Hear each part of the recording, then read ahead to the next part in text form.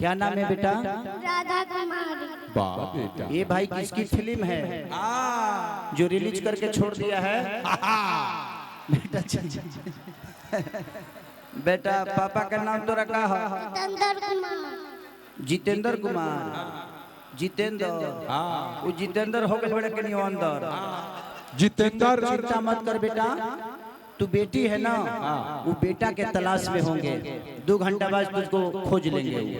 जितेंद्र जी अपने संघर्ष 2 को आगे ले जाएं, जो पूरे भारतवर्ष में चल रहा है।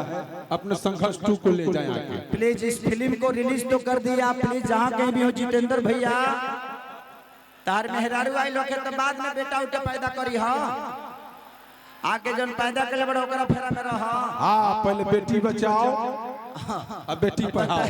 बताई ई एगो बिया भूला जाए तो जो नहीं तो कोनो गारंटी बजे रही वो भूला जाए।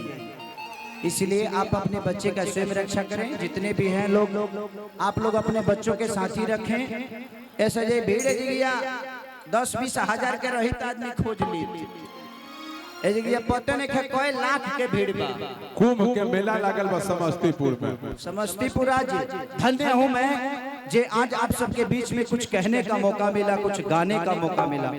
आज मुझे लगता है कि आज 7 से 8 लाख की भीड़, बहुत कम ऐसे कलाकारों को नसीब होता है इतना प्यार और आशीर्वाद। और आज आप सबके बीच में आप खुद के लिए एक ताली बजाइए, ऐसी जगह नहीं मिलेगी। Love you all, thank you.